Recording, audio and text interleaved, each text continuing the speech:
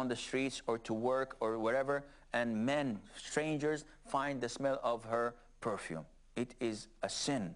It is so grave and serious that the Prophet ﷺ told us that if a woman wears her perfume and goes out of her house and passes by a group of men, and these men smell her odor, smell her nice perfume, she is as sinful as an adulteress.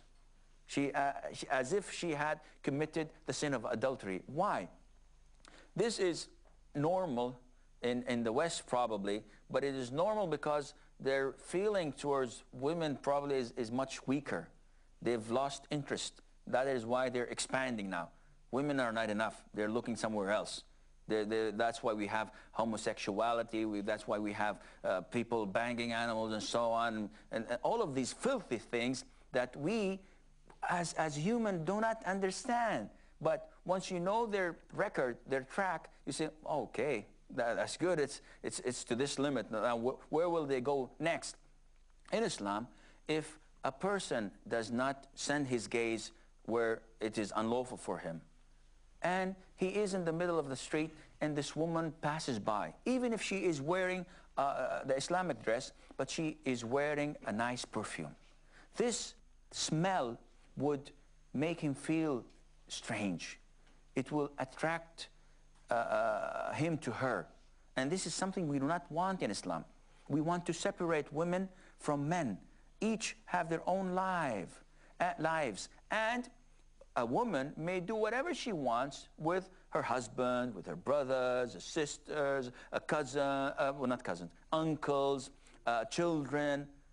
She can do whatever she wants, puts whatever she wants, wear whatever she wants, providing that it is within the boundaries, Islamic boundaries. But to do that, to impress people, for a woman to go out wearing her makeup, people look at her and be impressed and maybe flatter her or do something or that, this leads to haram. This leads to adultery. Maybe not now. And this is also in the West. See, they are waiting for the right moment. Satan is waiting for the right moment to click. You may work with this female worker for 3 or 4 years. It never clicks, but eventually it will when the right moment comes. And I think this is all the time we have for today's session. Until we meet, inshallah, next time. Fi amanillah. Wassalamu alaikum wa rahmatullahi wa barakatuh.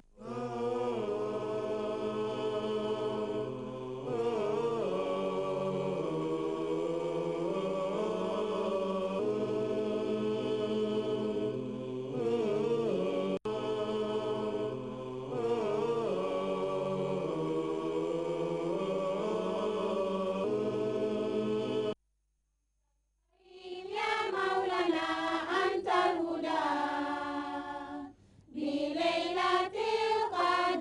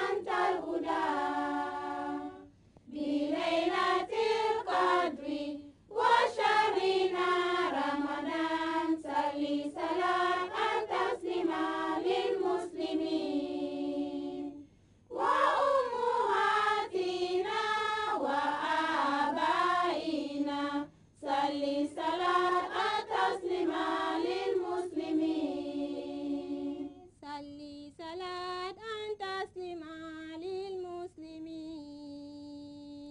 صلي صلاة تسليما للمسلمين صلي صلاة تسليما للمسلمين صلي صلاة تسليما للمسلمين.